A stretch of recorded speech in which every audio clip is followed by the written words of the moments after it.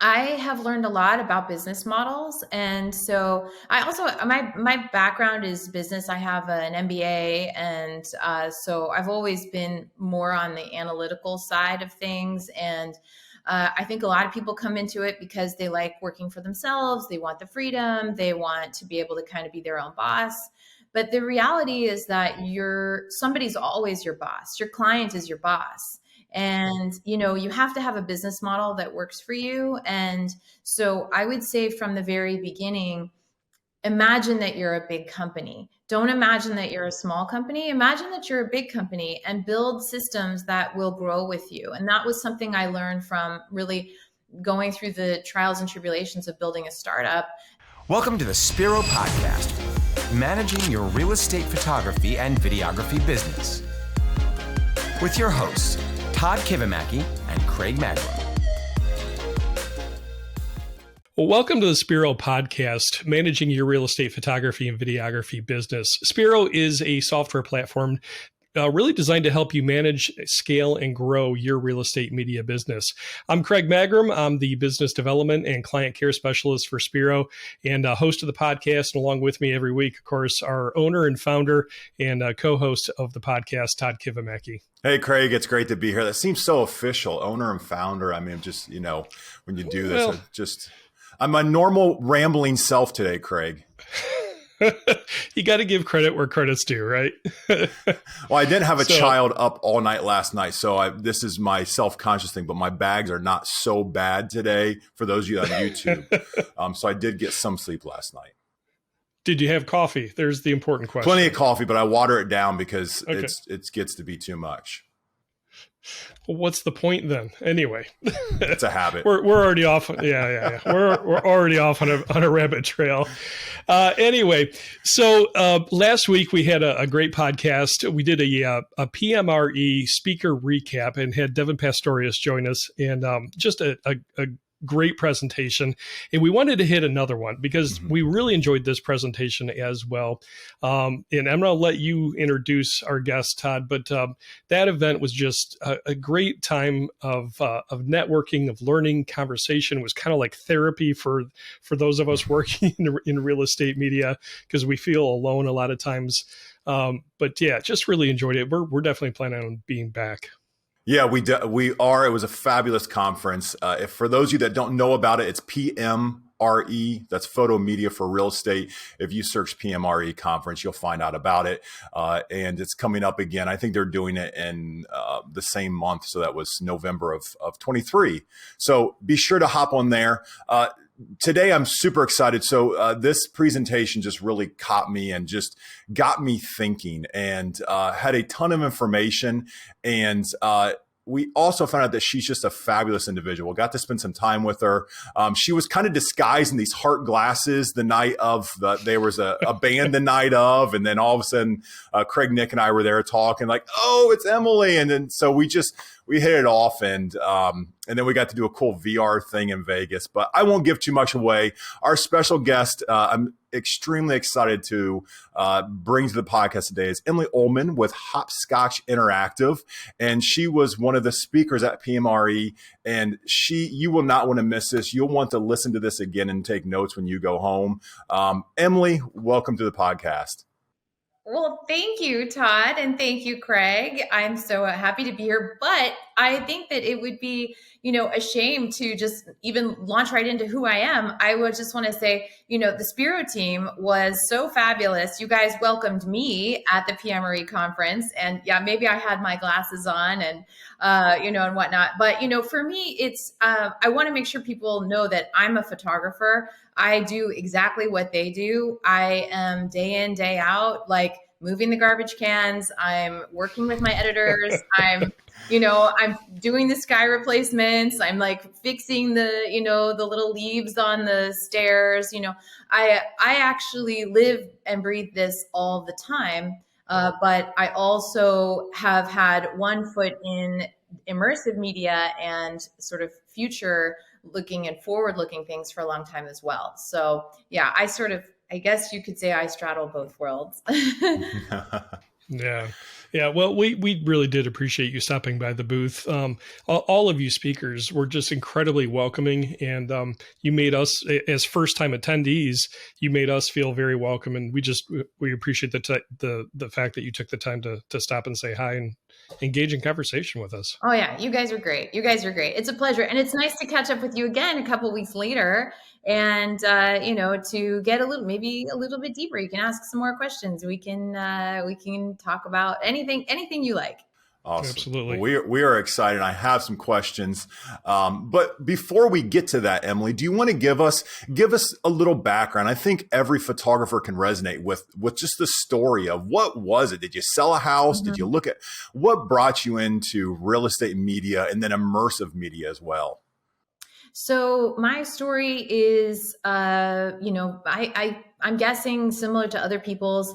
What happened was in 2015, I was working. Well, this part may be dissimilar, but I was working with friends on a startup for a property management product. And it was a friend of mine who started the company. And as part of the founding team, we were evaluating 360 cameras and, in fact, Matterport as well. And so we wanted to use, I know now that we were early for this, but we wanted to use our 360 content, our 3D content. And this was before you could really use machine learning or AI, or for example, to kind of scrape the data from a scene and, have a semantic understanding of it. So, be able to recognize what is in the scene. That wasn't possible at the time, but we wanted to use these cameras to basically learn about properties and analyze them, and then hopefully help landlords, help tenants become, more efficient at doing things like ordering an HVAC repair, or, going in as a group on buying, heaters or whatever it was, anything that would sort of facilitate a better management of a property. And so I got my hands on the Matterport camera while I was there in the early days with the team. And I just really loved it. I thought it was amazing. And then, long story short, my mother-in-law was going to sell a property. She had a property to sell, and I saw that the listing agent was not going to do a virtual tour. And I was pretty sure that by adding a Matterport scan, that we could tell a better story about this property. And so I told the realtor, I used a camera. I borrowed it from my friend, my colleague, and I was like, hey, can I use this camera to work, to create a tour for our house? And I said, he said yes. And I made the tour, and this was like so early, like there were no 360 panos outside. It was just the house. But the house hit the market, and then the realtor started getting like call after call of who did this? What is this? We've never seen this before. This was 2015. And so I was talking to the realtor, and she's like, do you do this? And I said, well, yes, I do. So I launched the business actually really through what I would call just like, a product market fit and a demand. And I had no intention of actually at that time, I didn't come into this as a photographer, and I came into it as an entrepreneur, and I came into it as somebody interested in technology and wanting to do something myself and be very hands-on as a creator. And I had no idea that it would turn into virtual reality, augmented reality, that it would turn into, I would be creating floor plans, running an agency, all of these things. But I've always had a very entrepreneurial spirit. And I also felt like it was a good time in my life to start my own company. And so, yeah, those were sort of the baby steps of what has led to now, building an agency. And now we're several years in, we're starting our 8th year. That's incredible. Wow. Yeah. You said 2015 you were doing Matterport. I started my business in 2017 in the Toledo, Ohio market, and professional photography was kind of starting there, and video tours were unheard of. So the fact that, you were doing Matterport that early, that's fantastic. Yeah. before we dive into what you shared with us at PMRE, you talked a lot about the fact that you're an entrepreneur and you have that spirit. I'm guessing that we have a number of listeners and viewers that have either just started their own business or are thinking about it because they are interested in the area of real estate media. What would you tell them if you could give them one piece of advice about being an entrepreneur in this field? What would that be?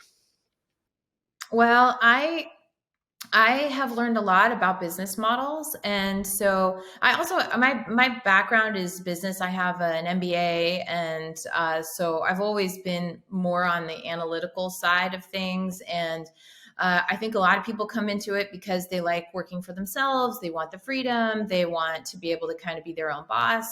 But the reality is that somebody's always your boss. Your client is your boss. And, you have to have a business model that works for you. And so I would say from the very beginning, imagine that you're a big company. Don't imagine that you're a small company. Imagine that you're a big company and build systems that will grow with you. And that was something I learned from really going through the trials and tribulations of building a startup.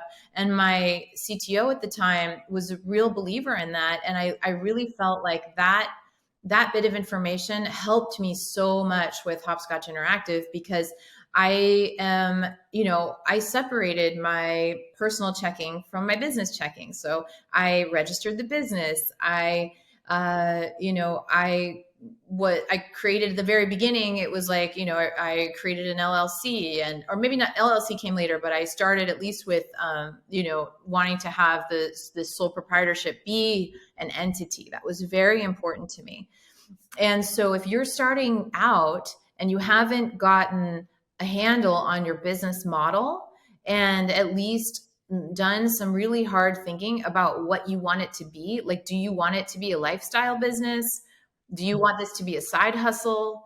Do you want this to be something big and scalable like what you guys are doing? And I think that will inform the direction people take. Well, it's interesting that I love how technology can solve problems and just even hearing your story, Emily, it's like I did that same thing. A realtor asked, and it wasn't about Matterport. It was about, I was only doing video at the time. And a realtor said, "Oh, you offer photos as well?" And I said, "Of course I do." And it's just, I don't know. It's just like entrepreneurial butterflies that come back up. And it's like, it's so cool how someone can have a need and especially with technology, we can help them with that need. I don't know if that resonates with you, or it sounds like that's kind of what hit it off in your story. Yeah, I mean, I think that it was certainly that I like photography. I love the creative process. I was not a photographer. In fact, I had a hard time saying I was a photographer in the beginning because, I think I had a little bit of imposter syndrome where I was like, yeah, I do photos, but I don't even feel like I should charge you for them, And then I look at us now, and honestly, like, it was realizing that the core of the business was going to be around the photos. And I said this at PMRE, the core of the business around the photos. You have to have photos to have a listing go live. So make that your focal point, make that your, killer app, make that the best thing that you offer. Everything else is like, even if you do Matterport, you can be great at Matterport, but spend 10 years doing Matterport, you'll know some more tricks, but your ability to get better at that, at least, I mean, it's a complicated thing, but because there's so many other ways you can use Matterport now. But I would say, like, you and I are similar Matterport photographers, but we may be vastly different real estate photographers. So I think your core, your business is going to be focused on what people have to have. And then it's your job as a salesperson to be able to package that up with the things that they might also like to have. And so it's knowing your market, and it's also figuring out if you're going to be doing something that's the same as everyone else, or do you want to differentiate in any way? And there's a lot, and Todd, you would probably agree with this. You can differentiate on systems. You can differentiate on customer experience. You can differentiate on creative. We have in our market, for example, I think in the beginning, one of our ways that we really differentiated was more of a boutique experience for our clients. So a more white glove experience where the clients feel like they have almost like a boutique agency on their team. And that really worked to position us well for luxury clients. But in the beginning, it wasn't like that. Like I've done every single kind of shoot you could imagine, like everything from arson to, somebody died in the bedroom or like, I mean, it's literally like I've seen everything. I've seen it all. Yeah. But Wow. it's like, you learn from all those experiences and it all kind of helps you at some point down the road. For sure. Yeah. It all helps to focus. You need a little bit of it. And Devin spoke to this last week and at his presentation as well, but you really have to master it and you have to decide what it is. And beginning, you'll probably try a little bit at everything because you might have a shiny object syndrome where somebody ask about something and it's good to take those, if you didn't take it one step further, Emily, and say, well, we should really have a 360 tour on is your mother's house or mother-in-law's house. Like if you didn't say that, if you didn't ask that question, then who knows what you would be doing right now. So I think you'll follow some of those shiny objects, but eventually you got to just pick a couple of them and say, this is who we are. Yeah, that was hard in the beginning because you don't know and if we're still talking about people just starting out, they maybe are still figuring out what they're going to be and they have a lot of options. There's so many types of media. And so it can be very overwhelming and you have a small sample size. So if you've only done a few shoots, you're going to have sometimes you may get a negative feedback on something, which is only negative because you've only done it like 2 or 3 times. But if you do it 25 times, do it 30 times, you're going to be great at it. And you're going to get different feedback from different people. So I think that the lesson is don't be discouraged if it doesn't go the way you think it's supposed to work. And like, you have to keep trying. And I would never, at this point in my career, I would say, let's keep trying. Because if I have a hunch on something, and that's again comes back to building a company and thinking about, always trying to find ways to differentiate. It's like, you're probably right on that hunch. You may just be wrong on timing, or you might be wrong on the audience, but you can get insights into your business by experimentation. So, yeah. Really good advice. Really good advice. Yeah. Yeah. So we've talked a lot about technology already, and the presentation that you made at PMRE, I think was something that for many of us, it was fairly advanced and definitely cutting edge. You introduced us into a deeper dive into the metaverse and NFTs. So do you mind sharing what is that? Yeah, absolutely. So I think that one of the goals around the introduction of the metaverse for real estate it's interesting because this is something I've been tracking since 2015. So when I got my first Matterport camera, that same year, Matterport launched their showcase app on the Gear VR. And so they had a partnership with Samsung and with Oculus. And so Matterport was available as an app. And I was a very early adopter of that. And so, and I should also sort of preface this with, I worked in the gaming industry and I worked in the advertising industry and in Japanese anime. Really? So my early career was video games for the video game industry, working for a suite of magazines like Official US PlayStation Magazine, Computer Gaming World, Electronic Gaming Monthly, and I was selling advertising. And so it was print advertising, right? And then I moved from that into the anime industry, and I worked on we launched the Anime Network on demand. I worked for New Type USA magazine, and I was always selling advertising packages. And so I've often thought about the behavior of an audience when they love something or when they are experiencing the media. In fact, one of the magazines that I was working for, it came with a DVD. And so the magazine had a DVD every month. It was a very expensive magazine at the time. It was like, I think $13.99. It was pricey, right? And but I always saw value in media and telling a story. And so I guess it was like when I first tried the VR experience with it wasn't even Matterport at first. It was it was very big in the Bay Area. So I had the advantage of being in the Bay Area. When I tried that, I was like, oh my God, this is such an amazing medium. And I felt like it was just pure connection with what I was seeing. And so I felt like it was an incredible medium for marketing and for sharing space and places. And I know that, a lot of people nowadays are talking about the metaverse. And I felt like, yeah, like I needed to demystify that a bit, because we're really just talking about the internet. And if we're talking about the future internet, we're talking about, well, if I have content coming to me on a website or a web page, and if I can maybe go to that web page, and then I can use 3D, or sorry, not 3D, use goggles or a head mounted display or glasses to get a deeper experience of that content, or maybe use that web page to launch something into augmented reality, which is the overlay of digital media on the real world.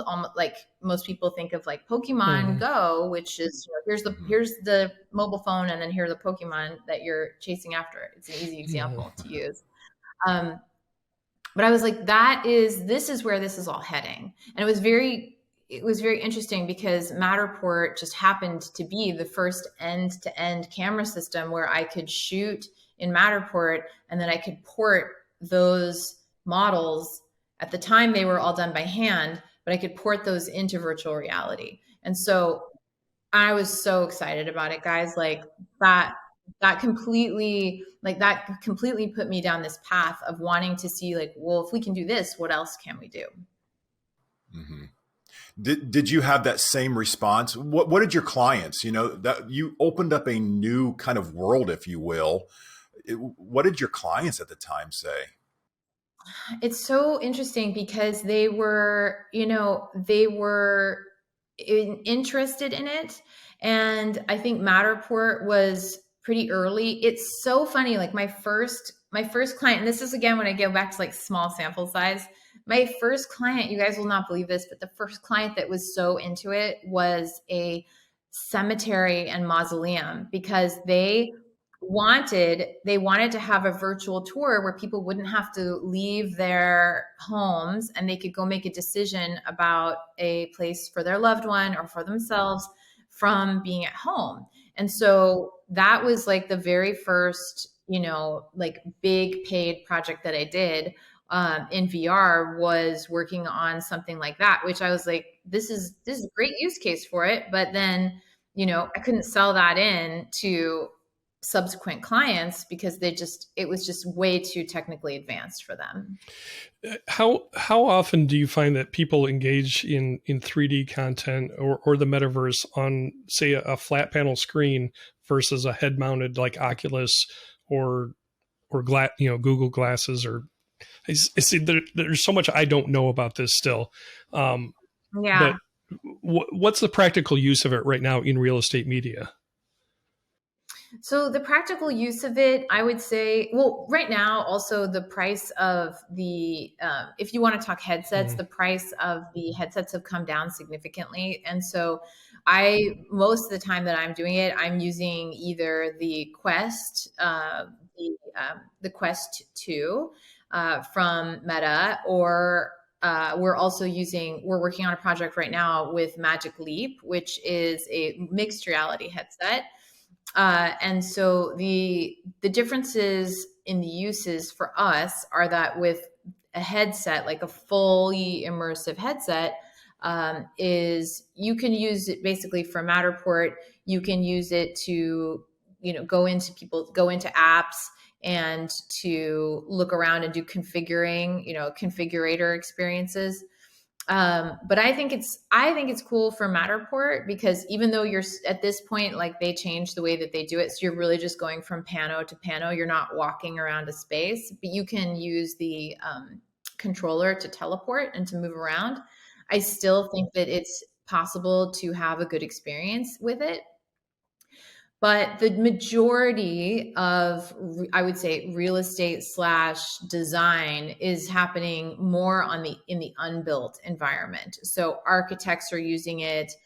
People are using it for planning as a virtual showroom, and that would be like the majority of the work that's done is showing that stuff. But I mean, what we're going to do in this upcoming project is using the Magic Leap for visualization. And so showing like a hypothetical build out of a suite. And that was what I was doing at the startup that I had a few years ago.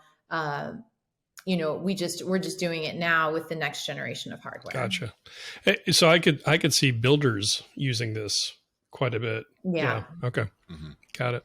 So it's good for that. It's good for collaboration. It's like when you get into the architecture, engineering, construction use cases, then it goes beyond real estate and it really gets into everything from like, remote assistance. Like if you're using a Microsoft HoloLens, which is one of the devices, it has remote assistance. You can, have an expert basically see what you're doing with your hands free. And the whole idea is having hands-free ability to fix something or to show something.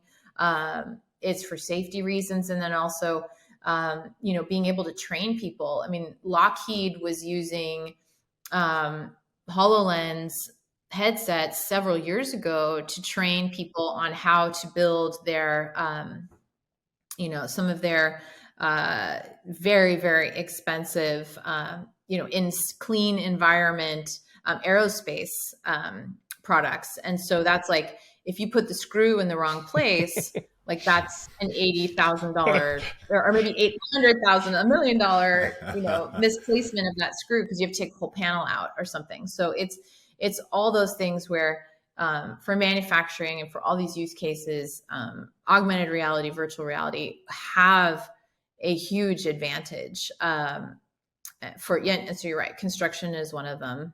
Got it. Todd, you were going to ask something, I think. Yeah, I was going to say it's kind of like your renderings to a whole nother level. It's just it allows you to the example of putting the screw in the wrong place is a perfect example, because if you build a building and you decide you don't want the door there, or you do want a door there, it's really expensive to move that door after the building's been built. So, you can experience that through a 2D, just flat floor plan and try to think about standing in the space. Then there's renderings and you can visualize what a finished space is. And then this just seems like it's the next step of actually being in the space prior to it being built.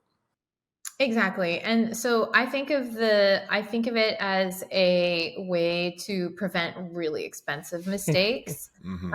And so that's always a little bit difficult to sort of see, well, what's the ROI on that if somebody has a virtual showroom? But I think developers do use them. And I don't have specific stats right now on, what the percentages of people that are using them, but I know that it is becoming more common, and I feel like it will be, it will continue to become something that is normalized with, over the next few years, because people are becoming more familiar. I mean, they say, I think it's like 38% of US households have a VR device right now, and that's probably either going to be a Quest or a PSVR, or maybe Google Cardboard.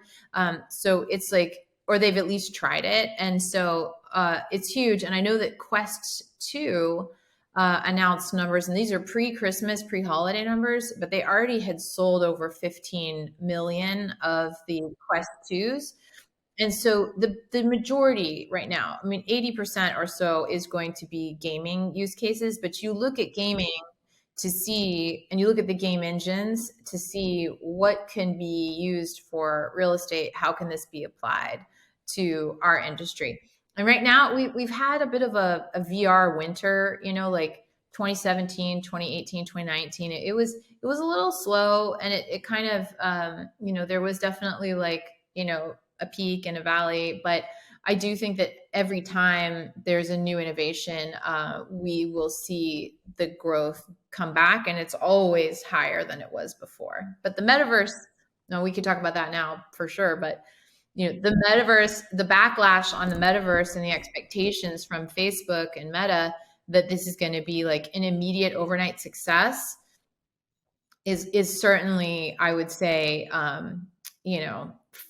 forward thinking and optimistic. And, everybody thinks it's just going to be like Rome built in a day, but it takes decades. And I know people in the industry who've been doing this for over 30 years. And, so, they've been through these cycles before. Sure. Yeah. You had a fabulous graph sorry, Craig, but I think you had a fabulous graph that really helped me. And I looked at it and I went, oh, that makes a lot of sense. Can you just explain kind of the adoption you have early onset and then it goes down? But that's kind of can you just explain that graph to our listeners? And that's kind of how anything's adopted, really. Was it the S-curve graph? It was the S-curve, yes. Mm-hmm. Okay. Yeah. So the S-curve graph, there were two of them. I showed them back to back.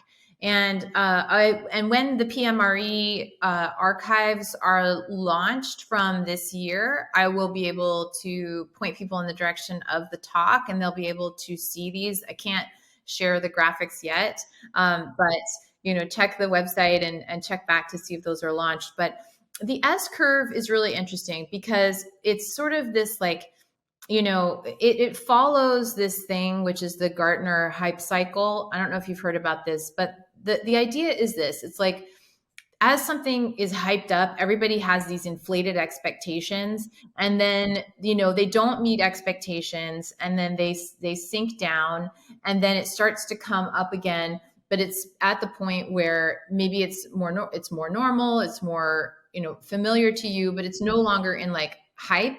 It's just sort of in growth phase, but that phase takes a lot longer than people expect. Like if you were to look at the 2022 hype cycle graph, you would see Metaverse like crashing down. Like at the beginning of the year, you would see it on the way up, then you see it crashing down, right? And so if you look back at like the 1997 Gartner technology hype cycle graph, it was the same thing. It was like virtual reality and then down.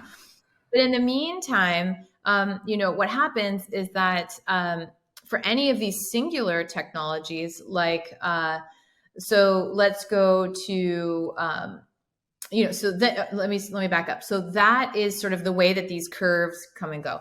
And the first graph that I showed was talking about mainframe computing, right? So like, in the age of computing, mainframe computing, like room size computers, where the very first pixel, came out of a scan from a giant computer, in what was it like? It was like 1957, right? So it was so long ago, and that was then, of course, replaced by a computer or the GUI, the graphical user interface, right? So we moved from mainframe computing into graphical user interface, like a mouse and all this stuff.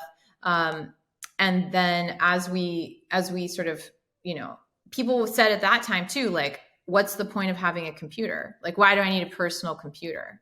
So there's always this cynicism around technology, like, I'll never need it.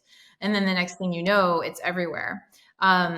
And so then the point I was making is that, look, like spatial computing or this virtual augmented reality, it is going to also follow that same curve, where right now there is cynicism, but as one type of computing starts to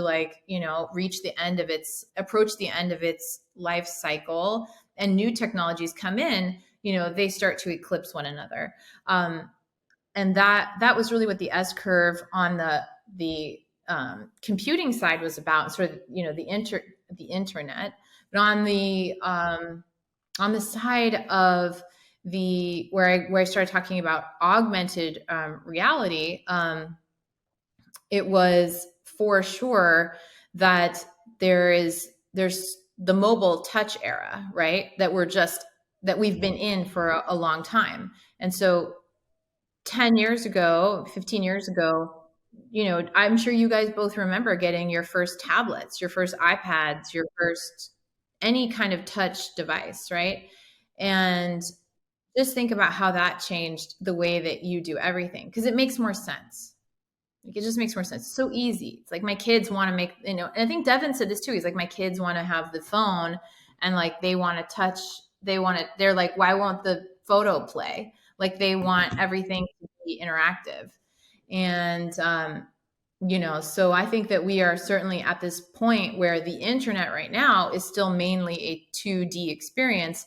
But as it becomes more 3D, as it becomes more three-dimensional, then you will need new hardware to experience those things. You will need new interfaces for looking at content. And that's where the metaverse sort of comes in. It's like, oh, well, I can, the internet will become more 3D. I can, go to a web page, or I can be in a location and I can access content in with that additional dimension for, being able to view something in 3D or to experiencing something in an immersive way.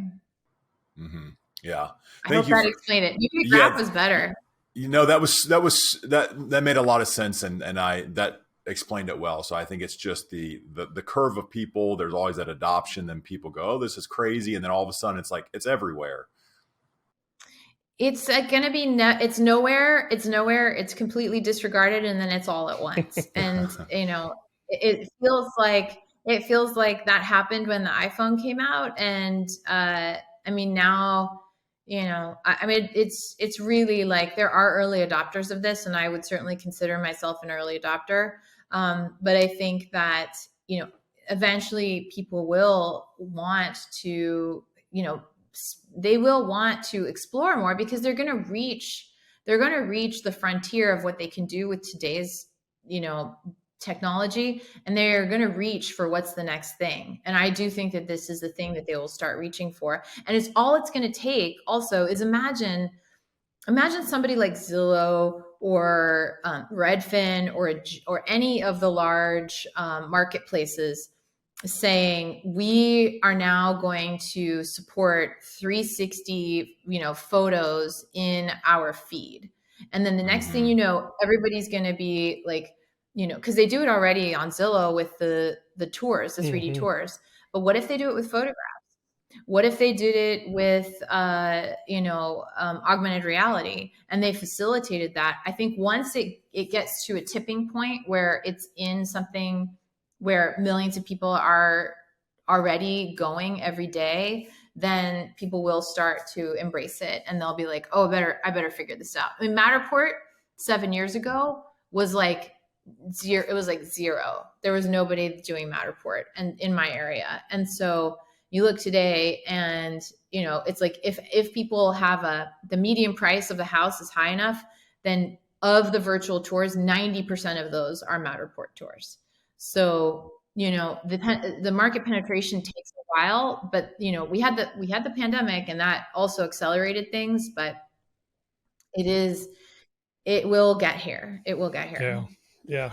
Great dive. And thank you for explaining the metaverse a little bit more to us and what we can expect for the coming future. So your presentation was 2-part. You talked about the metaverse, but then you also discussed NFTs. So can we dive into that a little bit as well? Yeah, sure. And I think that the NFTs and, the blockchain technologies, any kind of, future discussion or discussion about the future of the internet should include a discussion of NFTs.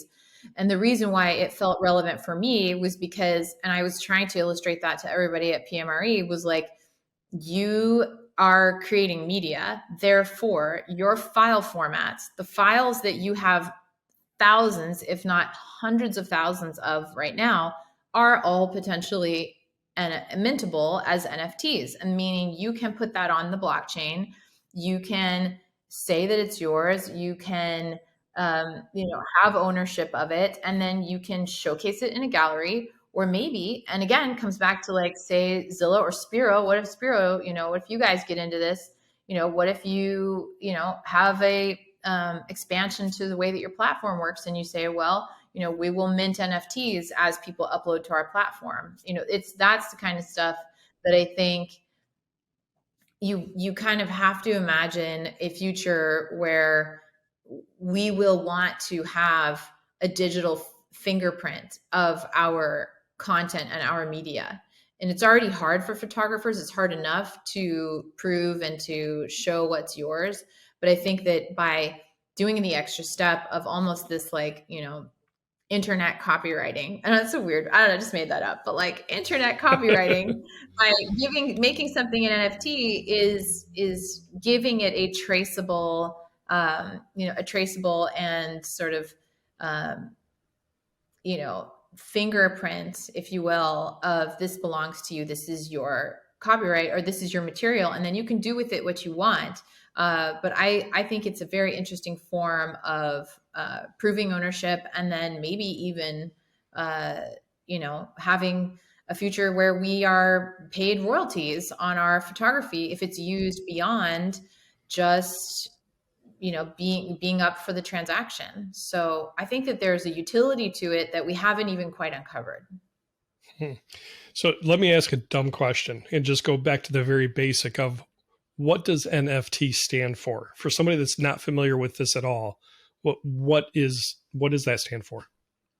So non-fungible token. And I think that is one of these sort of Latin sounding phrases that freaks everybody out.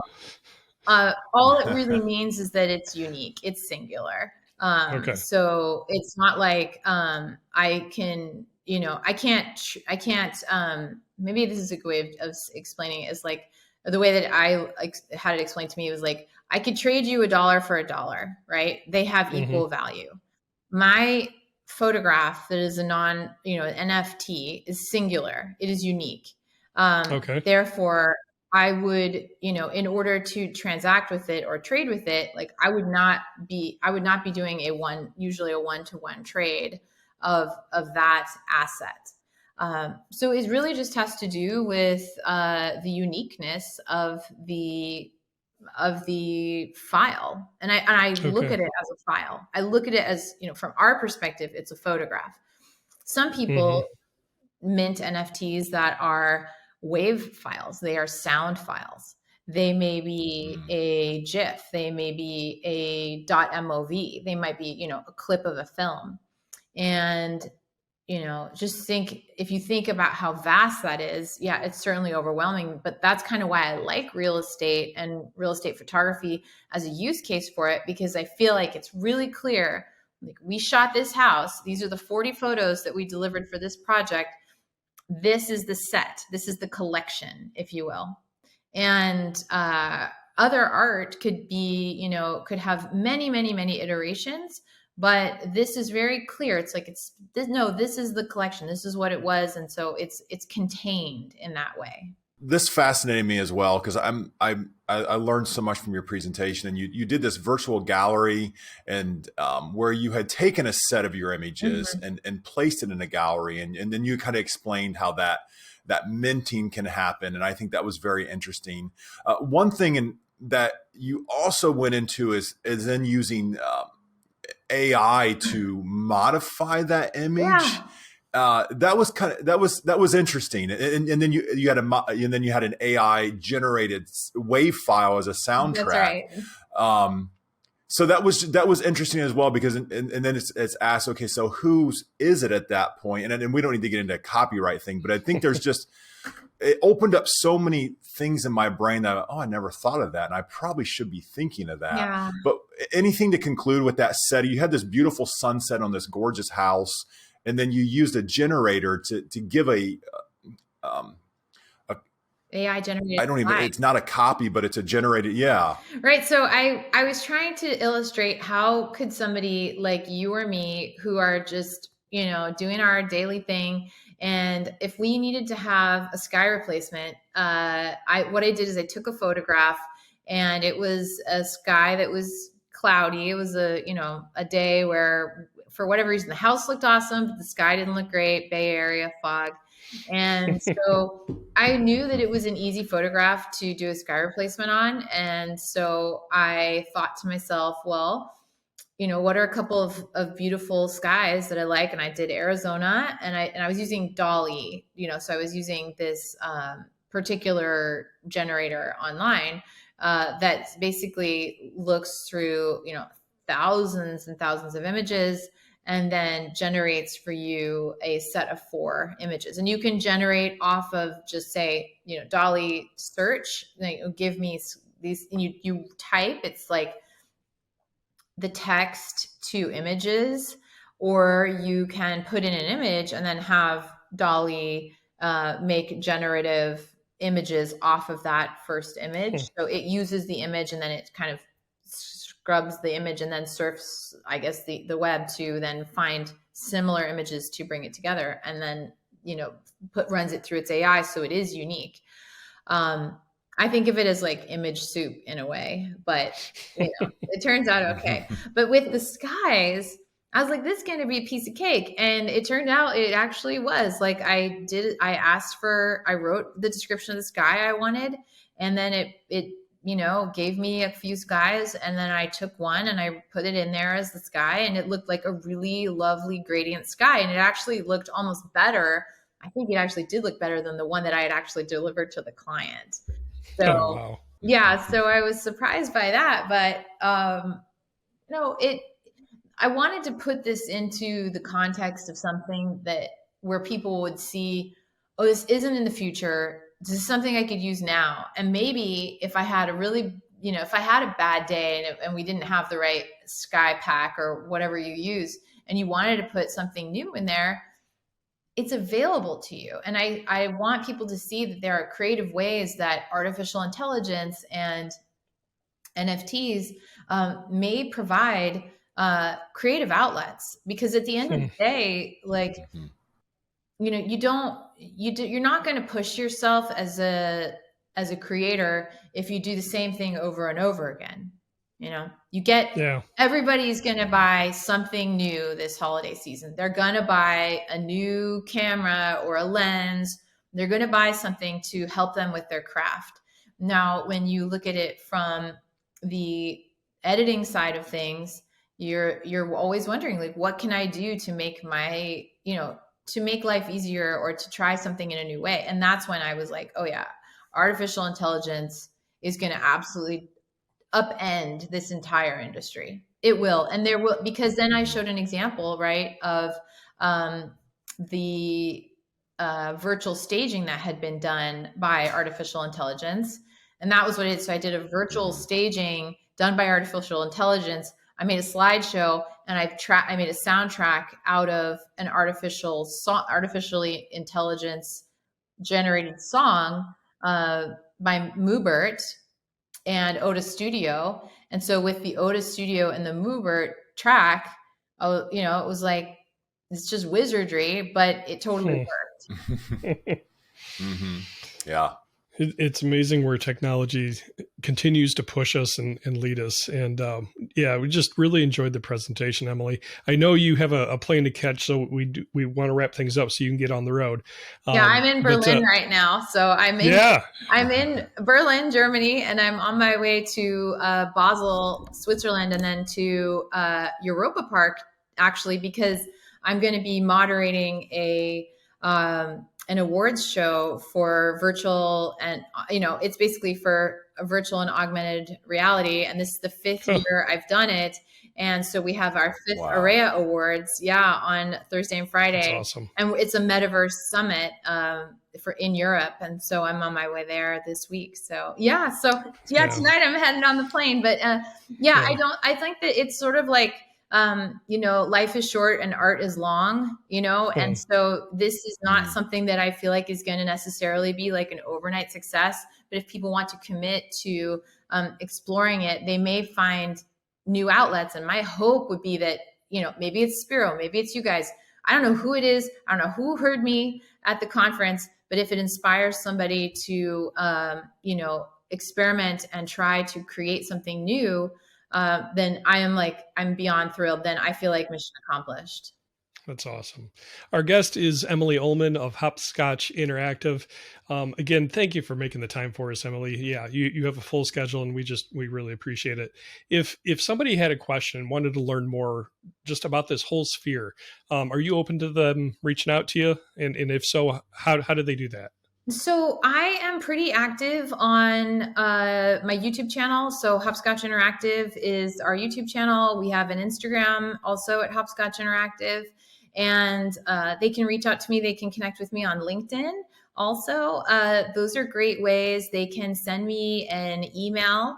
And if they're listening to this podcast, they should send it, just send it straight to me, Emily@hopscotchinteractive.com. And I will get back to everyone. I especially want to hear from people who are, maybe they are feeling like this is, something they have some experience with, and maybe they hit a wall, or maybe they're totally, brand new to it, and they just, they want to explore more. And if that's the case, I would also point them to the blog post that I did right after PMRE. So if you go to the hopscotchinteractive.com website and you go to our blog, then you'll see that there's a post there, and I have 7 pages of links and notes. Wow. And tons of videos. Awesome. On my YouTube channel, I have a PMRE playlist, which has over 20 videos that are talking about NFTs and real estate and, Metaverse and the, 7 rules of the Metaverse. And so I think if people really want to dive deep, I have tried to put it out there for them, but they can certainly reach out. Yeah. Awesome. Todd, any final thoughts from you? Thanks to Emily. She's such a resource, and a global resource. So we're very excited that you were on to share your knowledge today, Emily. And if you have follow-up questions, reach out to Emily, reach out to us. I think one takeaway, because my head was spinning after the presentation in a good way, but push it a little bit further. And if you can be the voice that brings something new, because I will say that our clients as real estate agents, it's a competitive industry, and they are looking for something new. I used an analogy like, what's the ace in their pocket? Will it get them a new listing? Will it win that presentation? I think it's important you take some of this in as much as you're like, what is it? Where am I? I have to use a headset. Just put all that out of your head and just use it for good to learn, and push those ideas a little bit further, and then use that information to give it to your real estate agents. I think you can just benefit so much from that. So if your head's spinning, that would just be my one takeaway. Is just continue to learn about it, because you got to start somewhere. Right. Emily, have a safe flight. Thanks again so much for joining us. Thanks, guys. It's been a pleasure. I hope I can come on a show again at some point, and we can chat again. You guys are awesome, and thank you so much. I really appreciate it. Hey, pleasure is ours. And if you're watching the podcast, don't forget you can also listen to it. You can go to spiromedia.podbean.com. You can catch us on all the major audio podcast platforms, Apple, Spotify, all of those. And be sure to share this, like it. It just helps get the content to more people that are really looking to build their business and learn more about how to run a real estate media business. So liking, subscribing, sharing, we appreciate all that. And it's going to help our industry as a whole. Finally, we just want to thank you for taking a few minutes. Well, okay, maybe more than just a few minutes, but to watch and to listen, to engage. Leave a comment. If you've got thoughts, experiences with the Metaverse or NFTs, we'd love to hear from you. So leave a comment on the YouTube channel. And again, you can email us at hello@spiro.media. We absolutely would love to hear from you. So until next week, just be thankful for what you have and take a breath. Have a great week. Thank you for joining us for the Spiro Podcast, Managing Your Real Estate Photography and Videography Business. This is a production of Spiro and Wow Video Tours. You can find out more about Spiro's real estate media business management software at our website, spiro.media.